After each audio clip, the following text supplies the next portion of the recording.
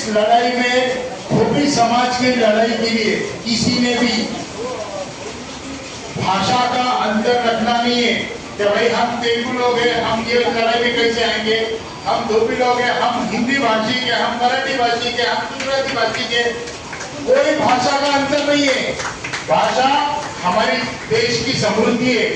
हमारे देश के अंदर इतनी विविध तरह की भाषा बोली जाती है, इसलिए हमारा समाज इस तरीके से बना हुआ है कि गुजरात में जाओगे तो आपको गुजराती धोबी मिलेंगे, राजस्थान में जाओगे राजस्थानी धोबी मिलेंगे, आंध्रा में जाओगे तेलुगु धोबी मिलेंगे।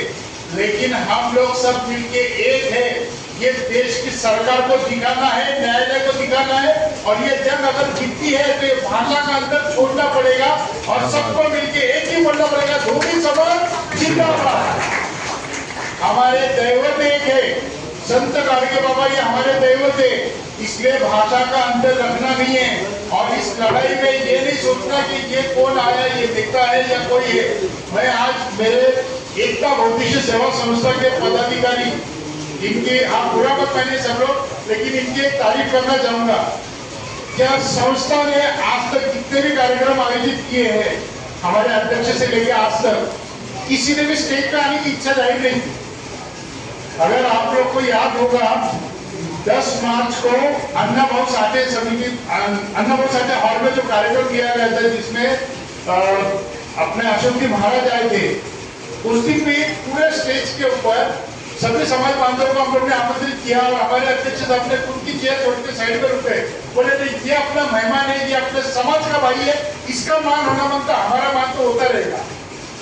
तो ये आज मेरे संस्था के लोगों के लिए मेरे को गर्व होता है कि संस्था में कभी भी किसी ने भी इस तरीके से कोई मांग नहीं की कि मेरे को भी स्टेज पे आना जरूरी है या मैंने भी 2 शब्द बोलना जरूरी है। संस्था का एक ही विचार है, एक ही सोच है, धोबी समाज का विकास करना है और हमारे समाज को आने वाली पीढ़ी को यह आरक्षण लेके दिखाना है।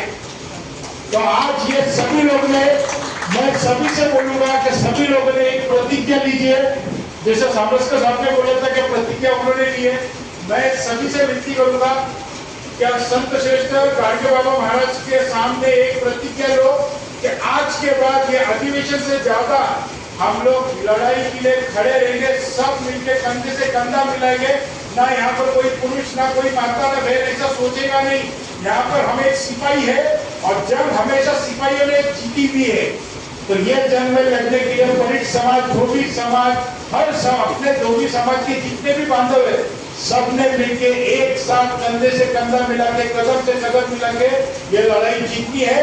और अगले अधिवेशन के अंदर हम लोग ये जाहिर करना बनता है कि हमारे को आरक्षण मिल गया है, अनुसूचित जाति को हमारे को आरक्षण मिल गया है, ये हमारा हक है और ये संविधानिक हक हम लोग लेके रहेंगे।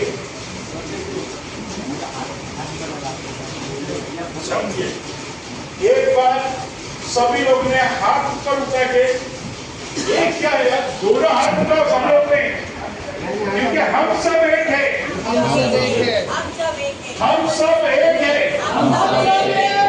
हम सब एक है। धोबी समाज जिंदाबाद, धोबी समाज जिंदाबाद, धोबी समाज जिंदाबाद, धोबी समाज जिंदाबाद। ये लोग खड़े हैं बिना माइक के भी मेरा आवाज जोर में आएगा, धोबी समाज जिंदाबाद, धोबी समाज जिंदाबाद। गर्व से बोलो हम धोबी हैं, हम धोबी हैं, गर्व से बोलो हम धोबी हैं, हम धोबी हैं, धोबी हैं। एक धोबी, नाम धोबी, एक धोबी सवा धोबी के बराबर।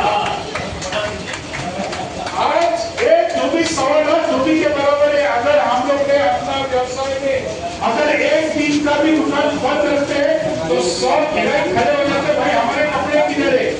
जिस दिन समाज के सभी भाइयों ने अगर एक हफ्ते के लिए काम धंधा बंद कर दिया ना, ये देश की जनता बाहर आ जाएगी, बोलेगी धोबी समाज का वो पहला आरक्षण क्लियर करा। क्योंकि आज पड़ोस का एक छोटा सा व्यापारी हो या बड़ा देश का नेता हो, जब तक स्त्री के कड़क कपड़े नहीं पहनेगा, स्टार्च के अगर कपड़े नहीं रहेंगे तो उसकी शान नहीं दिखती है। और ये शान बनाता सिर्फ धोबी है। जिस दिन अगर क्या बात है, 4-3 दिन के अगर व्यवसाय बंद कर दिया ना, तो ये नेता लोग रास्ते में आएंगे, घर पे खुद स्त्री नहीं कर पाएंगे।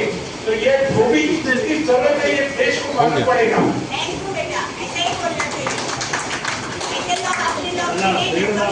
आज आप लोग सब यहाँ पर उपस्थित हुए और मैं आप सभी का दिल से आभारी हूँ।